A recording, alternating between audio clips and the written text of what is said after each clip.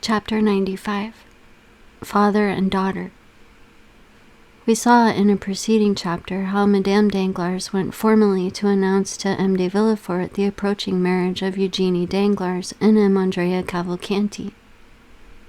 This formal announcement, which implied, or appeared to imply, the approval of all the persons concerned in this monumentous affair, had been preceded by a scene to which our readers must be admitted. We beg them to take one step backward and to transport themselves, the morning of that day of great catastrophes, into the showy, gilded salon we have before shown them, and which was the pride of its owner, Baron Danglars. In this room, at about 10 o'clock in the morning, the banker himself had been walking to and fro for some minutes, thoughtfully and in evident uneasiness, watching both doors and listening to every sound. When his patience was exhausted, he called his valet. "Etienne," said he, "see why Mademoiselle Eugenie has asked me to meet her in the drawing-room, and why she makes me wait so long." Having given this vent to his ill humor, the Baron became more calm. Mademoiselle Danglars had that morning requested an interview with her father, and had fixed on the gilded drawing-room as the spot. The singularity of this step, and above all its formality, had not a little surprised the banker, who had immediately obeyed his daughter by repairing first to the drawing-room. Etienne soon returned from his errand. "Mademoiselle's lady's maid says, sir, that Mademoiselle is finishing her toilet, and will be here shortly." Danglars nodded, to signify that he was satisfied. To the world and to his servants, Danglars assumed the character of the good-natured man and the indulgent father. This was one of his parts in the popular comedy he was performing, a make-up he had adopted and which suited him about as well as the masks worn on the classic stage by paternal actors, who, seen from one side, were the image of geniality, and from the other showed lips drawn down in a chronic ill temper.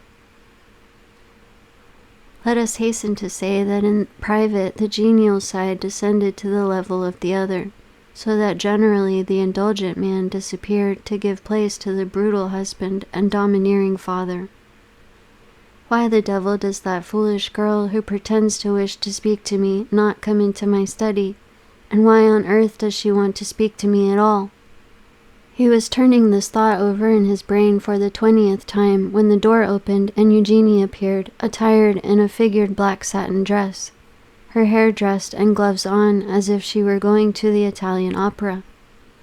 "Well, Eugenie, what is it you want with me, and why in this solemn drawing-room when the study is so comfortable?"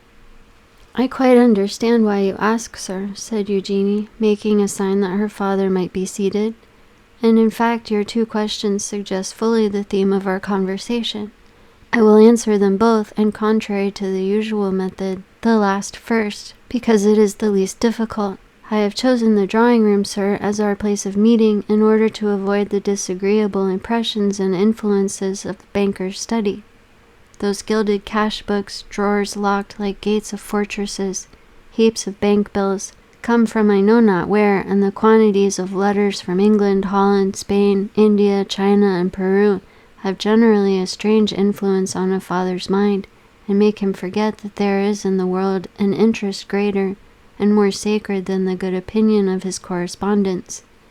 I have therefore chosen this drawing-room, where you see smiling and happy in their magnificent frames, your portrait, mine, my mother's, and all sorts of rural landscapes and touching pastorals.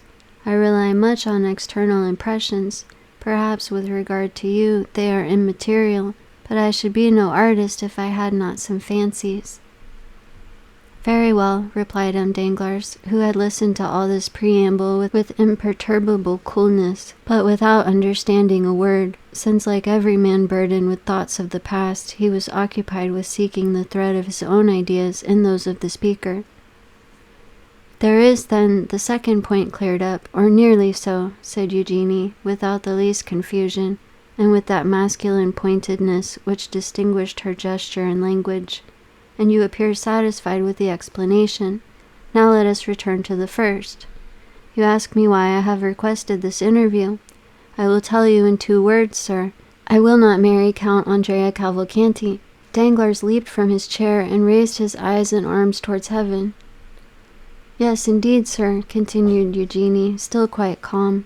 "You are astonished, I see, for since this little affair began, I have not manifested the slightest opposition, and yet I am always sure, when the opportunity arrives, to oppose a determined and absolute will to people who have not consulted me, and things which displease me. However, this time my tranquillity, or passiveness, as philosophers say, proceeded from another source. It proceeded from a wish, like a submissive and devoted daughter." A slight smile was observable on the purple lips of the young girl. "To practice obedience." "Well?" asked Danglars. "Well, sir," replied Eugenie, "I have tried to the very last, and now that moment has come, I feel in spite of all my efforts that it is impossible." "But," said Danglars, whose weak mind was at first quite overwhelmed with the weight of this pitiless logic, marking evident premeditation and force of will, "what is your reason for this refusal, Eugenie? What reason do you assign?" "My reason," replied the young girl, "well, it is not that the man is more ugly, more foolish, or more disagreeable than any other. No, M. Andrea Cavalcanti may appear to those who look at men's faces and figures as a very good specimen of his kind. It is not either that my heart is less touched by him than any other. That would be a schoolgirl's reason, which I consider quite beneath me. I actually love no one, sir. You know it, do you not? I do not then see why, without real necessity, I should encumber my life with a perpetual companion. Has not some sage said, 'Nothing too much'? And another, 'I carry all my effects with me'? I have been taught these 2 aphorisms in Latin and in Greek. One is, I believe, from Phaedrus, and the other from Bias.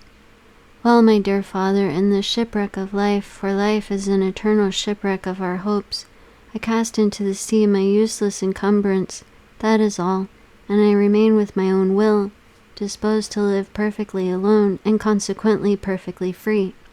Unhappy girl," murmured Danglars, turning pale, for he knew from long experience the solidity of the obstacle he had so suddenly encountered. "Unhappy girl," replied Eugenie. "Unhappy girl, do you say, sir? No, indeed, the exclamation appears quite theatrical and affected. Happy, on the contrary, for what I am in want of. The world calls me beautiful. It is something to be well received. I like a favorable reception. It expands the countenance, and those around me do not then appear so ugly. I possess a share of wit and a certain relative sensibility, which enables me to draw from life in general for the support of mine all I meet with that is good, like the monkey who cracks the nut to get at its contents. I am rich, for you have one of the first fortunes in France. I am your only daughter, and you are not so exacting as the fathers of the Porte Saint Martin and Gate, who disinherit their daughters for not giving them grandchildren. Besides, the provident law has deprived you of the power to disinherit me, at least entirely, as it has also the power to compel me to marry Monsieur this or Monsieur that. And so, being beautiful, witty, somewhat talented, as the comic operas say, and rich, and that is happiness, sir, why do you call me unhappy?" Danglars, seeing his daughter smiling, and proud even to insolence, could not entirely repress his brutal feelings, but they betrayed themselves only by an exclamation.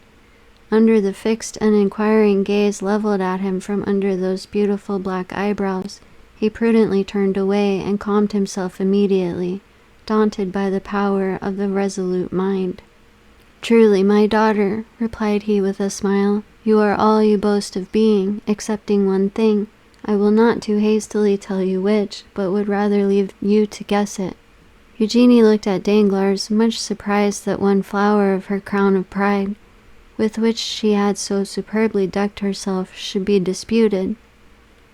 "My daughter," continued the banker, "you have perfectly explained to me the sentiments which influence a girl like you, who is determined she will not marry. Now it remains for me to tell you the motives of a father like me, who has decided that his daughter shall marry." Eugenie bowed, not as a submissive daughter, but as an adversary prepared for a discussion. "My daughter," continued Danglars, "when a father asks his daughter to choose a husband, he has always some reason for wishing her to marry. Some are affected with the mania of which you spoke just now, that of living again in their grandchildren. This is not my weakness. I tell you at once, family joys have no charm for me. I may acknowledge this to a daughter whom I know to be philosophical enough to understand my indifference, and not to impute it to me as a crime." "This is not to the purpose," said Eugenie. "Let us speak candidly, sir. I admire candor." "Oh," said Danglars, "I can, when circumstances render it desirable, adopt your system, although it may not be my general practice. I will therefore proceed. I have proposed to you to marry, not for your sake, for indeed I did not think of you in the least at that moment. You admire candor, and will now be satisfied, I hope. But because it suited me to marry you as soon as possible, on account of certain commercial speculations I am desirous of entering into." Eugenie became uneasy. "It is just as I tell you, I assure you, and you must not be angry with me, for you have sought this disclosure. I do not willingly enter into arithmetical explanations with an artist like you, who fears to enter my study lest she should imbibe disagreeable or anti-poetic impressions and sensations. But in that same banker's study, where you very willingly presented yourself yesterday to ask for the 1,000 francs I give you monthly for pocket money, you must know, my dear young lady, that many things may be learned, useful even to a girl who will not marry.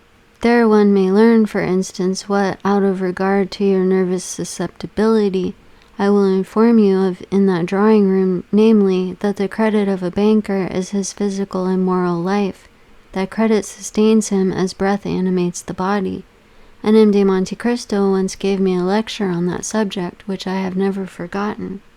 There we may learn that as credit sinks, the body becomes a corpse, and this is what must happen very soon to the banker who is proud to own so good a logician as you for his daughter." But Eugenie, instead of stooping, drew herself up under the blow. "Ruined," said she. "Exactly, my daughter, that is precisely what I mean," said Danglars, almost digging his nails into his breast, while he preserved on his harsh features the smile of the heartless though clever man. "Ruined, yes, that is it." "Ah," said Eugenie. "Yes, ruined. Now it is revealed, this secret so full of horror, as the tragic poet says. Now, my daughter, learn from my lips how you may alleviate this misfortune, so far as it will affect you." "Oh," cried Eugenie, "you are a bad physiognomist, if you imagine I deplore on my own account the catastrophe of which you warn me. I ruined? And what will that signify to me? Have I not my talent left? Can I not, like Pasta, Malibran, Grisi, acquire for myself what you would never have given me? Whatever might have been your fortune, 100 or 150,000 livres per annum, for which I shall be indebted to no one but myself, and which, instead of being given, as you gave me those poor 12,000 francs, with sour looks and reproaches for my prodigality, will be accompanied with acclamations, with bravos, and with flowers? If I do not possess that talent, which your smile proves to me you doubt, should I not still have that ardent love of independence, which will be a substitute for wealth, and which my mind supersedes even the instinct of self-preservation? No, I grieve not on my own account. I shall always find a resource, my books, my pencils, my piano, all the things which cost but little, and which I shall be able to procure, will remain my own. Do you think that I sorrow for Madame Danglars? Undeceive yourself again. Either I am greatly mistaken, or she has provided against the catastrophe which threatens you, and which will pass over without affecting her. She has taken care for herself, at least I hope so, for her attention has not been diverted from her projects by watching over me. She has fostered my independence by professedly indulging my love for liberty. Oh no, sir, from my childhood I have seen too much and understood too much of what has passed around me, for misfortune to have an undue power over me. From my earliest recollections I have been beloved by no one. So much the worse. That has naturally led me to love no one. So much the better. Now you have my profession of faith." "Then," said Danglars, pale with anger, which was not at all due to offended paternal love, "then, mademoiselle, you persist in your determination to accelerate my ruin?" "Your ruin? I accelerate your ruin? What do you mean? I do not understand you." "So much the better. I have a ray of hope left. Listen." "I am all attention," said Eugenie, looking so earnestly at her father that it was an effort for the latter to endure her unrelenting gaze. "M. Cavalcanti," continued Danglars, "is about to marry you, and will place in my hands his fortune, amounting to 3,000,000 livres. "That is admirable," said Eugenie, with sovereign contempt, smoothing her gloves out one upon the other.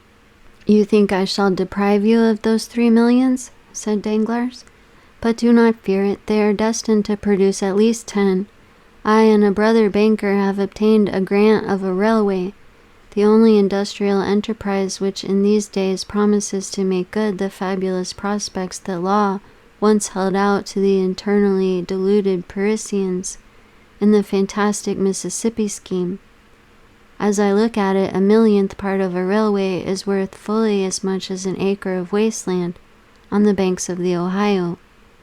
We make in our case a deposit on a mortgage, which is an advance, as you see, since we gain at least 10, 15, 20, or 100 livres worth of iron in exchange for our money.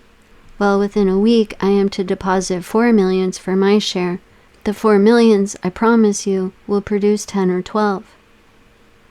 "But during my visit to you the day before yesterday, sir, which you appear to recollect so well," replied Eugenie, "I saw you arranging a deposit. Is not that the term? Of 5 millions and a half? You even pointed it out to me in 2 drafts on the treasury, and you were astonished that so valuable a paper did not dazzle my eyes like lightning." "Yes, but those 5 millions and a half are not mine, and are only a proof of the great confidence placed in me. My title of popular banker has gained me the confidence of charitable institutions, and the 5 millions and a half belong to them. At any other time I should not have hesitated to make use of them, but the great losses I have recently sustained are well known, and as I told you, my credit is rather shaken. That deposit may be at any moment withdrawn, and if I had employed it for another purpose, I should bring on me a disgraceful bankruptcy. I do not despise bankruptcies, believe me, but they must be those which enrich, not those which ruin. Now if you marry M. Cavalcanti and I get the 3 millions, or even if it is thought I am going to get them, my credit will be restored, and my fortune, which for the last month or 2 has been swallowed up in gulfs, which have been opened in my path by an inconceivable fatality, will revive. Do you understand me?" "Perfectly. You pledge me for 3 millions, do you not?" "The greater the amount, the more flattering it is to you. It gives you an idea of your value." "Thank you. One word more, sir. Do you promise me to make what use you can the report of the fortune M. Cavalcanti will bring without touching the money? This is no act of selfishness, but of delicacy. I am willing to help rebuild your fortune, but I will not be an accomplice in the ruin of others." "But since I tell you," cried Danglars, "that with these 3 million, do you expect to recover your position, sir, without touching those 3 million?" "I hope so, if the marriage should take place and confirm my credit." "Shall you be able to pay M. Cavalcanti the 500,000 francs you promised for my dowry?" "He shall receive them on returning from the mayor's." "Very well. What next? What more do you want?" "I wish to know if, in demanding my signature, you leave me entirely free in my person." "Absolutely." "Then, as I said before, sir, very well, I am ready to marry M. Cavalcanti." "But what are you up to?" "Ah, that is my affair. What advantage should I have over you if, knowing your secret, I were to tell you mine?" Danglars bit his lips. "Then," said he, "you are ready to pay the official visits, which are absolutely indispensable?" "Yes," replied Eugenie, And to sign the contract in 3 days? Yes. Then in my turn I also say, very well. Danglars pressed his daughter's hand in his, but extraordinary to relate, the father did not say, thank you, my child, nor did the daughter smile at her father. Is the conference ended? Asked Eugenie, rising. Danglars motioned that he had nothing more to say. 5 minutes afterwards, the piano resounded to the touch of Mademoiselle d'Armilly's fingers, and Mademoiselle Danglars was singing Brabantio's malediction on Desdemona. At the end of the piece, Etienne entered and announced to Eugenie that the horses were to the carriage, and that the Baroness was waiting for her to pay her visits. We have seen them at Villafort's. They proceeded then on their course.